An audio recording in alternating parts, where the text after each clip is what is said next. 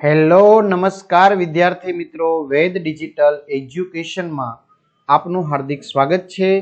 આજે આપણે ધોરણ 7 વિષય ગુજરાતીની અંદર 18મું ચેપ્ટર અંતિમ પ્રયાસ જેના ભાગ 3ની આપણે સરસ મજાની સમજૂતી જોવાના છીએ। તો ખાસ વિદ્યાર્થી મિત્રો, ચેનલમાં નવા હોય તો ચેનલ સબસ્ક્રાઇબ કરી બાજુમાં બેલ આઇકનને પ્રેસ કરો, જેથી તમને અવનવા વિડીયોની માહિતી નોટિફિકેશન મળી શકે। વિડીયો લાઈક કરો, તમારા મિત્રો દોસ્તોને શેર કરો। તો આગળના ભાગમાં આપણે ખબર છે કે ભાઈ કૃષ્ણ છે એ વિષ્ટિકાળ તરીકે જાય છે અને તે એમની રજૂઆત કરે છે કે ભાઈ જો યુદ્ધ થશે બરાબર તો લોહીની નદીઓ ધારાઓ વહેવા લાગશે બરાબર। એટલે કદાચ તમે જો એને એમનું રાજ્ય આપવા ન માંગતા હોય તો કઈ વાંધો નહીં, 5 નગર આપો। પણ આપને ખબર છે કે દુર્યોધન છે એ શું કહે છે કે 5 ગામ તો શું તસુભાર જમીન મળવાની નથી। તસુભાર એટલે એકાદ ઈંચ જેટલી પણ, એટલે કે થોડીક પણ, એટલે કે સોયની અણી જેટલી પણ મળવાની નથી। કૃષ્ણના ધીર ગંભીર શબ્દો બહાર આવવા લાગ્યા। જો કૃષ્ણ છે એકદમ ધીરજતાથી ગંભીરતાથી જે વાત કરવા માંગતા હતા એ શબ્દો હવે બહાર આવવા લાગ્યા કે દુર્યોધન, કારણ કે મિત્રો કંઈક હદ હોય બરાબર, કે ભાઈ આ પ્રેમથી સમજાવવાની પણ એક હદ હોય। તો દુર્યોધન, તારી આ મૂર્ખતા ફક્ત તારા કુળ માટે ઘાતક બનવાની હોત તો મને વિષ્ટિ માટે આવવાનો વિચાર જ ન આવ્યો હોત। શું કે છે દુર્યોધન, તારી આ જે મૂર્ખામીપણું જે કામ છે એનાથી ફક્ત તારા કુળ કૌરવ કુળનો જ જો ખાલી નાશ થવાનો હોત, એના માટે જ માત્ર ઘાતક બનવાની હોત તો મને અહીંયા વિષ્ટિ માટે આવવાનો બરાબર કોઈ વિચાર જ ન આવ્યો હોત। પણ હું ભારત વર્ષના ભવિષ્યની ચિંતાને લઈને આવ્યો છું। જો હું તારું કે તારા કુળની જ વાત કરતો હોત તો હું અહીંયા સંદેશો લઈને આ મધ્યસ્થી તરીકે આવ્યો જ ન હોત બરાબર। પણ હું તો આખા ભારત વર્ષના ભવિષ્યની ચિંતાને લઈને આવ્યો છું। એટલે જ મહારાજ ધૃતરાષ્ટ્ર અને પિતામહ ભીષ્મને આ દારૂણતા અટકાવવા વિનંતી કરું છું। આ દારૂણતા, આ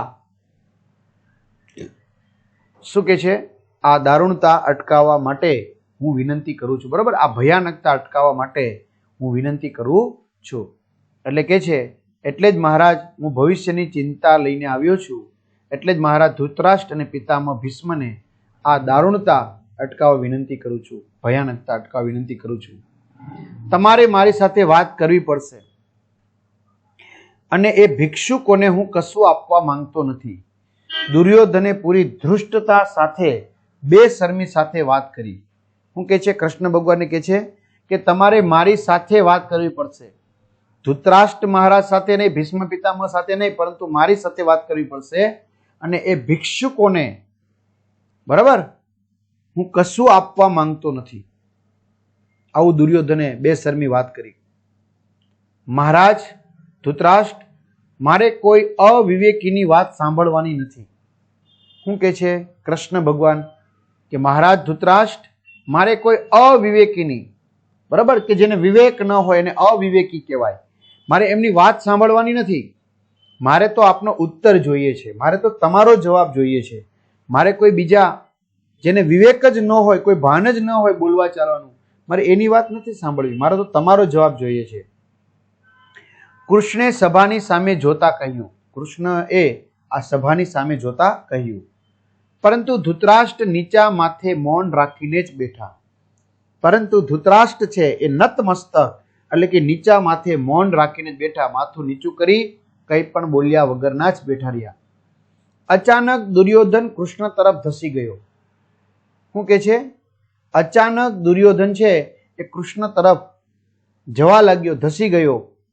તારી આ હિંમત, આવું દુર્યોધન કૃષ્ણને કહે છે, તારી આ હિંમત, મને અવિવેકી કહ્યો, તે મને અવિવેકી કહ્યો।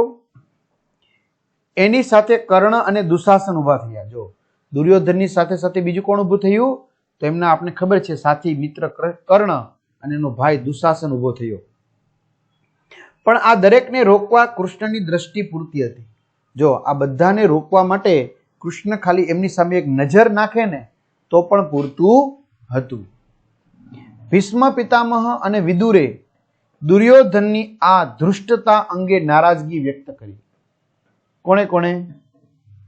ભીષ્મ પિતામહે અને વિદુર, બરાબર, એમણે દુર્યોધનની જે આ બેશરમી હતી એમના અંગે નારાજગી વ્યક્ત કરી.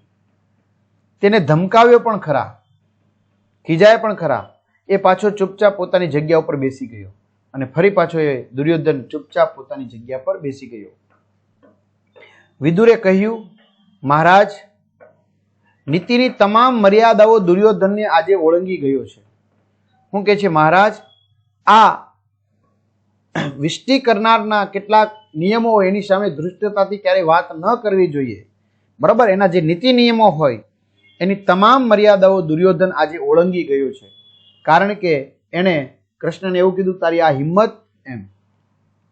વિવેક ભ્રષ્ટાણામ ભવતી સતમુખમ વિનિપાતઃ, એટલે કે વિવેક ભ્રષ્ટાણામ એટલે કે વિવેક છે, બરાબર, એ ભ્રષ્ટ થાય, ચૂકી જાય તો સતમુખમ વિનિપાત એટલે કે એનું અધપતન નક્કી જ છે.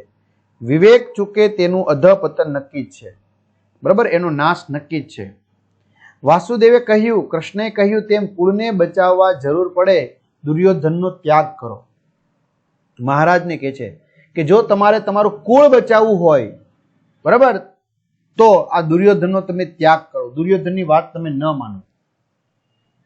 વાસુદેવે કહ્યું તેમ કુળને જો આપણે બચાવવું હશે તો આ દુર્યોધનનો તમારે ત્યાગ કરવો પડશે. દુર્યોધન તીખી નજરે વિદુર સામે જોઈ રહ્યો. આપણે કહેવાય ને કાતર મારીને, તીરછી નજર કરીને એ વિદુર સામે જોઈ રહ્યો. આખરે કૃષ્ણે એ કહ્યું, છેલ્લે કૃષ્ણે કહ્યું, મહારાજ, આવનારા મહાવિનાશને રોકવાના છેલ્લા પ્રયત્ન રૂપે હું આવ્યો હતો. કારણ કે બધાને ખબર હતી કે કૃષ્ણ જે વિચારતા હોય ક્યારેક ખોટું ન હોય, છતાં પણ આ ધૃતરાષ્ટ્ર દુર્યોધનના પુત્ર મોહમાં એટલા ફસાઈ ગયા હતા કે ના વાત પૂછો. એટલે કે છે મહારાજ, આવનારા એટલે કે યુદ્ધ થશે અને જે મહાવિનાશ થશે, બરાબર, એને રોકવાના છેલ્લા પ્રયત્ન રૂપે, બરાબર, છેલ્લો અંતિમ પ્રયાસ રૂપે હું આવ્યો હતો. મને લાગે છે કે હવે આ યુદ્ધ રોકવું અસંભવ છે. એ કહે છે કે છેલ્લા પ્રયત્નના ભાગ રૂપે આવ્યો હતો કે જો યુદ્ધ રોકાઈ જાય તો સારી વાત છે, પણ મને લાગે છે કે હવે આ યુદ્ધ રોકવું અસંભવ, અશક્ય છે.